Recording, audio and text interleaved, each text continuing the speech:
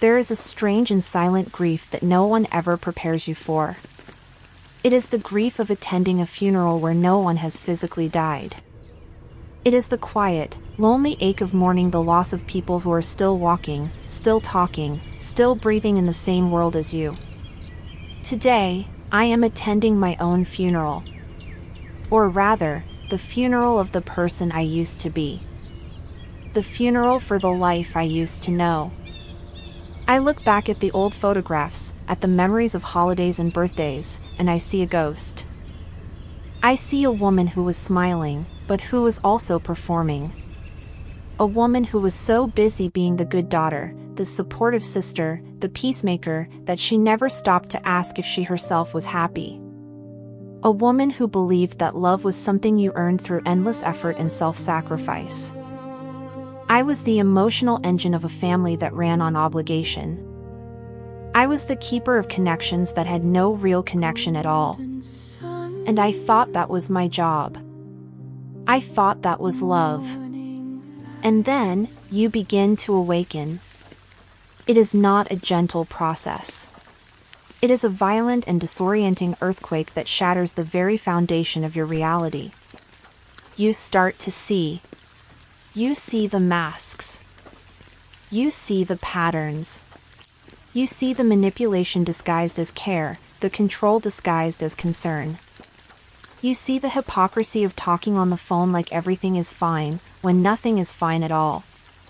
And once you see it, you cannot unsee it. The old you, the one who could tolerate the inauthenticity, the one who could swallow her own feelings to keep the peace, begins to die. She can't breathe in this new, clear air of truth. The old way of being becomes so physically and energetically painful that you have no choice but to let it go. And this is the living funeral.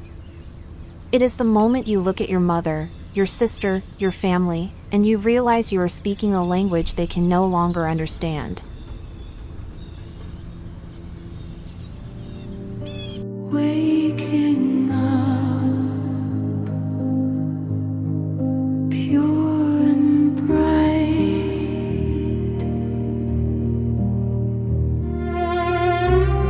It is the deafening silence after you have spoken your deepest, most vulnerable truth and have been met with nothing. It is the heartbreaking acceptance that the people you have spent your entire life trying to connect with are, and have always been, strangers. It is the death of a hope. The death of the fantasy that someday, they will finally see you, understand you, and love you for who you truly are. All of your past life dies. The relationships, the roles you played, the stories you told yourself. It all turns to dust.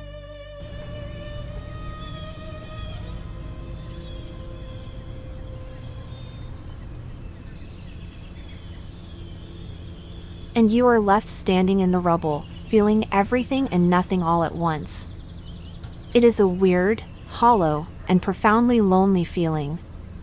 And you realize the final, most terrifying and liberating truth of all: you cannot control any of it.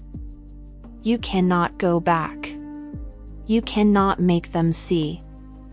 You cannot force the old you to come back to life. It is just happening. This is not a story about an ending. This is the story of the sacred, terrifying, and absolutely necessary emptiness that comes before a true beginning. It is the dark, silent soil from which your authentic self will finally, for the first time, be allowed to grow. This is the eulogy for the life I used to know. And it is the birth announcement for the life that is just beginning. Silver stars in the sky.